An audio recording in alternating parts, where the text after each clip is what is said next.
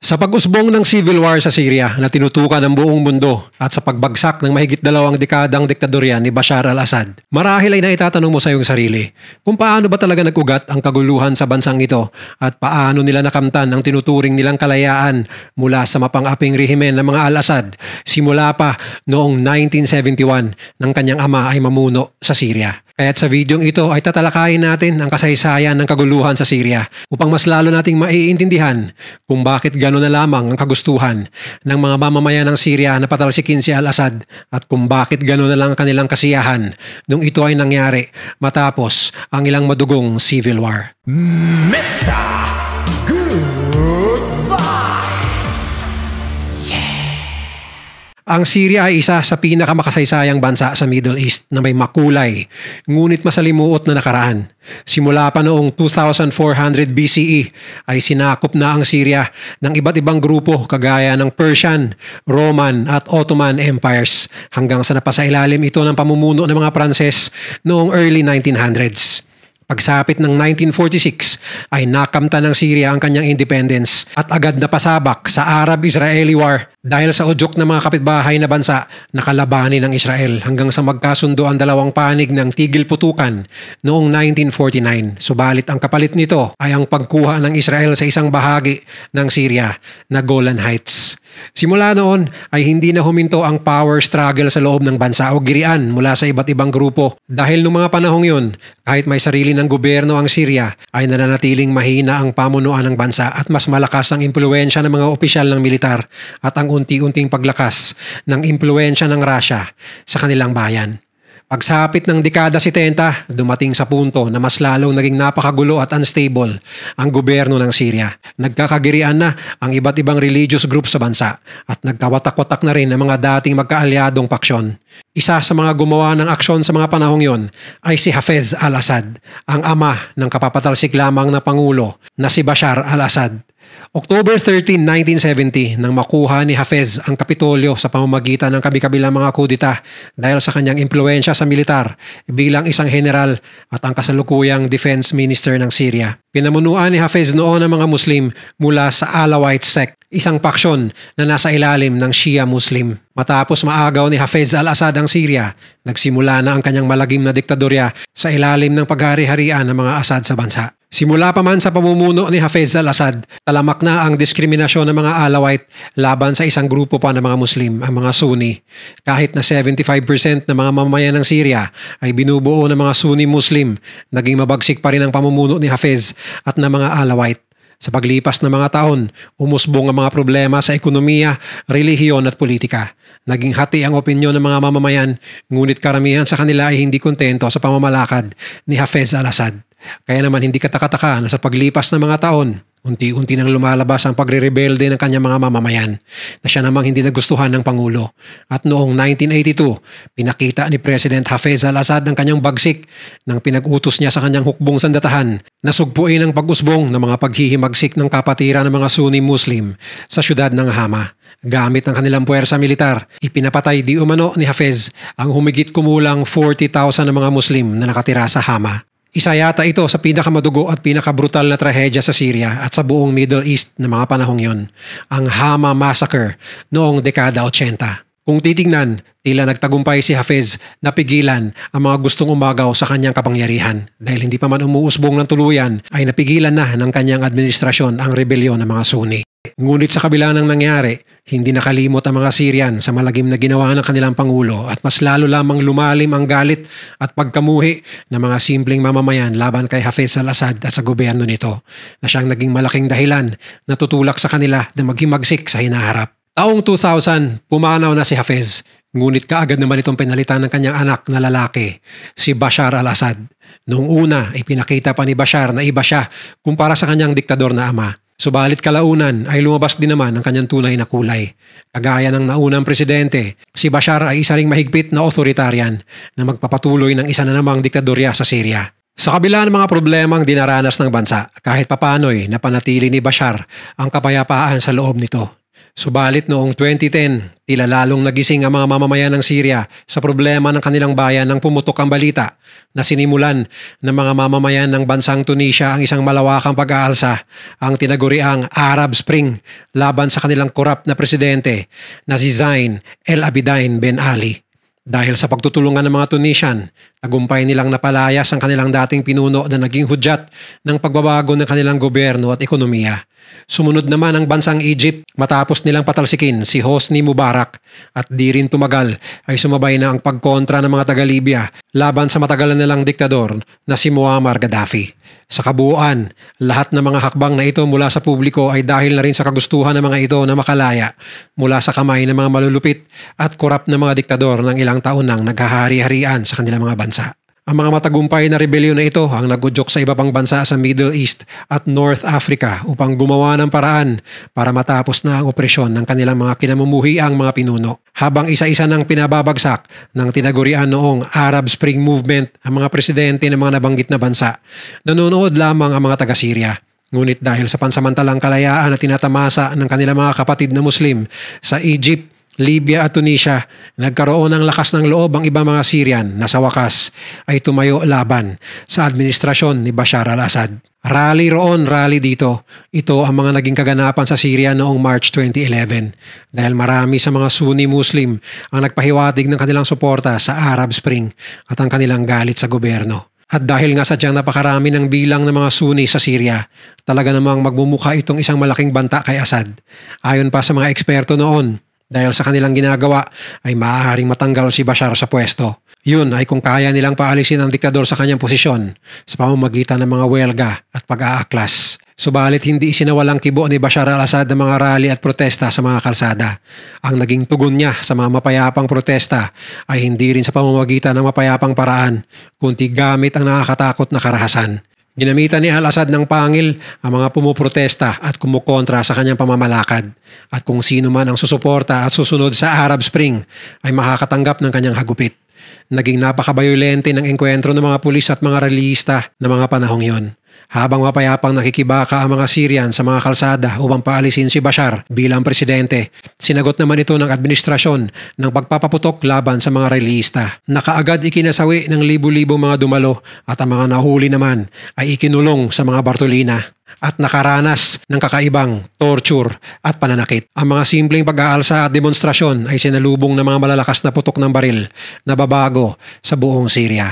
Nang buwan ding yon, ay inaresto ng mga pulis ang isang grupo ng mga kabataan na nagsusulat sa isang pader na ang mensahe ay pagsuporta sa Arab Spring.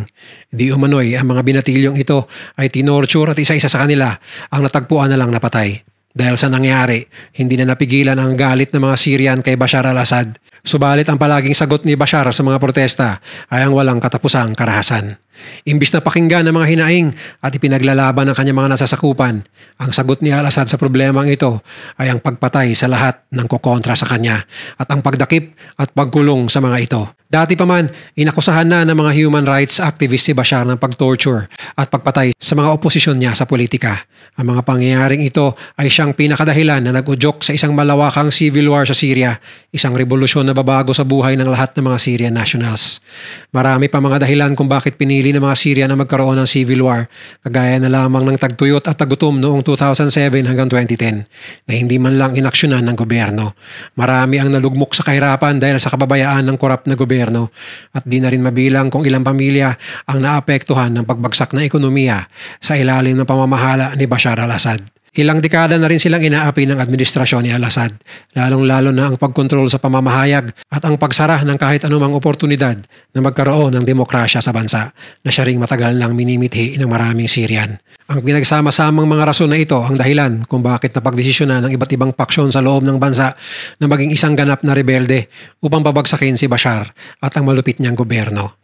Ilang buwan matapos ang kagimbal-gimbal na pagpatay ni Bashar sa mga nagpuprotesta noong Marso, nabuo ang isang militanteng grupo na kung tawagin ay Free Syrian Army o FSA, ang hudyat ng armadong rebelyon sa bansa. Binubuo ang grupo na ito ng mga naghihimagsik na Sunni Muslim, pati na rin ang iba't ibang mga dating membro ng militar ng Syria na tumiwalag na dahil sa kanila ring galit kay Assad. Sa kabila ng dami ng mga Sunni, binigyan ng go signal ni Bashar al-Assad ang kanyang mga militar na gawin ang nararapat, kaya kalimitan ay nagiging madugo ang mga engkwentro ng mga mamamayan at mga sundalo. Nang magkaroon na ang FSA ng mga armas, hindi tumagal ay pumutok na nga ang isang malawakang civil war sa pagitan ng gobyerno at ng mga rebelde. Hindi naman nagpatinag si Bashar al-Assad at kaagad gumanti laban sa mga rebelde. Noon pa nga ay gumamit ito ng mga chemical weapon laban mismo sa mga sibilyan na nag-aklas laban sa kanyang pamumuno na ikinundina ng nooy US President Barack Obama. Ngunit wala pa rin nagawa ang Amerika laban sa armas na ito na siyang ginamit ni Assad upang takutin ang kanyang mga kalaban. Sa loob ng ilang taong digmaan, labis na naapektuhan ng mga inosenteng mamamayan dahil sa kabi-kabilang putukan, pambobomba at madugong engkwentro ng magkabilang partido. Simula 2011 ay mahigit 600,000 Syrians ang tinatayang nasawi dahil sa civil war at mahigit kalahati rito ay ang mga nadamay lamang ng mga sibilyan kagaya ng mga bata, babae at matatanda na napagitnaan ng giyera. 5 milyon na din ang lumikas mula sa Syria at naghanap ng refuge sa mga katabing bansa kagaya ng Lebanon, Qatar, Turkey at maging sa Europa. Ang milyon-milyon pang mga naiwan ay lumikas na lang din papunta sa mga tagong lugar, malayo sa dati nilang nakagisngang tirahan, na ngayon sentro na ng walang humpay na bakbakan. Ang dati mga masagana at masayang mga syudad kagaya ng Aleppo, Douma, Kobane at ang kapital na Damascus ay unti-unti nang nagiging wasteland. Hindi na mawari ang paghihirap na dinanas ng mga taga-Syria dahil sa pagpapatuloy ng civil war sa bansa. Ngunit hindi lang hanggang doon ang pagdurusa ng mga tao.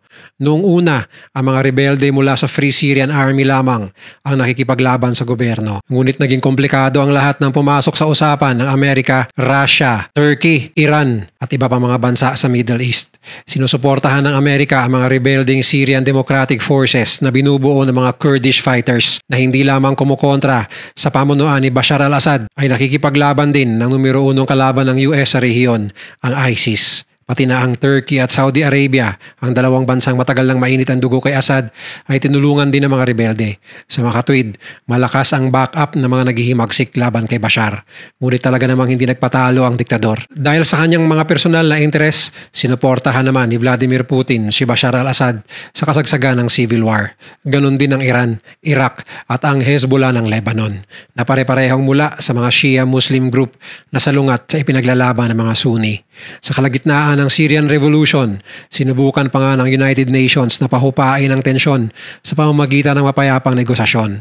Subalit kahit ang UN ay walang nagawa sa girian na ito. At mas naging komplikado pa ang sitwasyon sa Syria sa biglang pag-usbong ng mga terrorist group sa Middle East, ang ISIS at Al-Qaeda. Magkaaway man ang mga rebelde at ang gobyerno ng Syria, kailangan pa rin nilang pagtulungang puksain ang paglaganap ng ISIS at Al-Qaeda sa bansa. Tumabay pa talaga ang ISIS noon sa napakainit na civil war sa Syria.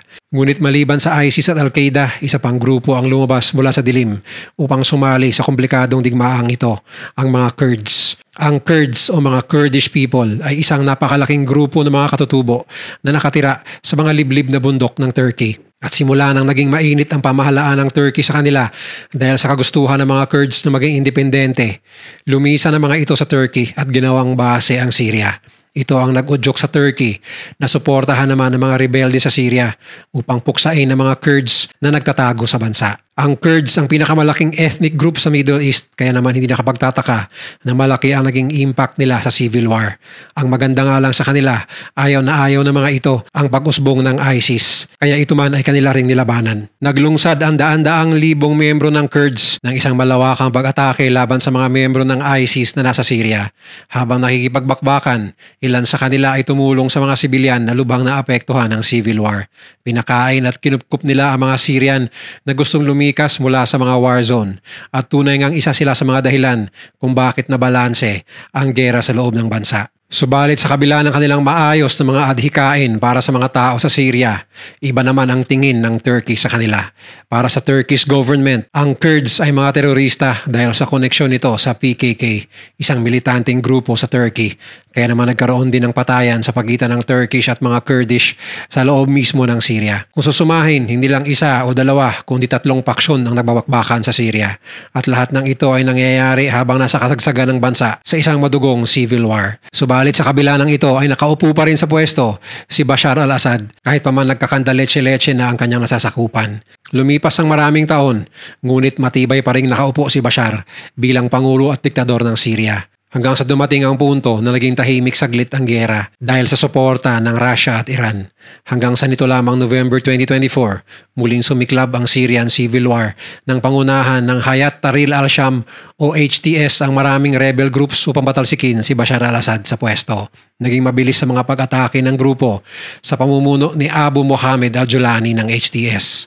Mula sa hilaga ng Syria, unti-unti ring pumasok papunta sa Kapitolyo ng Damascus ang mga rebelde sa kabila ng pambobomba ng Russian Air Force sa kanila.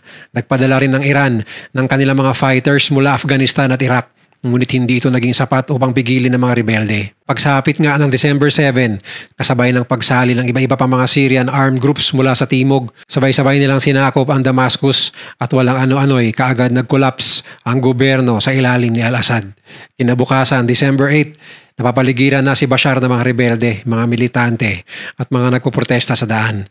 Kahit ang kanyang mga military personnel ay wala nang nagawa at nagsipulasan na rin ang mga ito papuntang Iraq. Dahilan upang mapilitang tumakas si Bashar al-Assad kasama ang kanyang buong pamilya papuntang Moscow, Russia, kung saan agad naman siyang kinupkop ng matagal na niyang kaibigan at alay na si Vladimir Putin.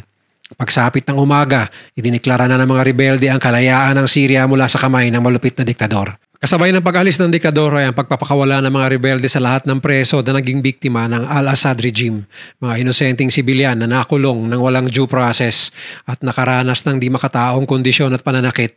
Ganon din ang mga wala ng buhay na katawan ng matagal ng missing na mga sibilyan at rebel leader na nadiskubre nila sa loob ng mga kulungan sa ilalim ng palasyo. Natuntun rin nila ang isang underground garage na may lamang sandamakmak na milyon-milyong dolyar na halaga ng luxury cars bilang patunay sa marangyang buhay ng mga al-Assad samantalang naghihirap ang kanyang sariling mga mamamayan. Isa ito sa mga pinakamalaking pangyayari sa Middle East ngayong taon at marahil ang pinakamakasaysayang pagkapanalo ng mga Syrian laban sa kanilang diktador na pangulo. Sa wakas, matapos ang mahigit 10 taong civil war at mahigit 5 dekada ng pamumuno ng pamilya Assad, naging malaya na rin ang mga Syrian. Subalit sa pagtakas ng dating presidente, marami pang pwedeng mangyari sa hinaharap. Kailangan nila ng bagong direksyon para makabawi ang kanilang ekonomiya at maibalik ang kanilang bansa sa dati. Ang malaking katanungan na lang ngayon ay, ano ba ang susunod na mga hakbang ng Syria? Magkakaroon pa ba talaga ng tunay na kapayapaan sa lugar na ito? O ang katapusan ng diktadorya ni Bashar ay simula lamang ng panibagong dagok para sa mga simpleng mamamayan ng bansa dahil sa posibleng agawan ng pwesto at kapangyarihan mula sa iba't ibang paksyon at grupo? Tanging panahon lamang ang makakasagot sa mga katanungang ito. Subalit marami ang umaasa na ito na ang magiging umpisa ng mas maayos na buhay para sa maraming mamamayan ng Syria na ilang dekada nang namuhay sa gulo at opresyon sa sarili nilang bayan. Kung nagustuhan mo ang video na to, share mo naman sa iba at mag-subscribe ka na rin. Panoorin mo na rin yung mga videos na nasa kanan para lalo pang maubos ang oras mo.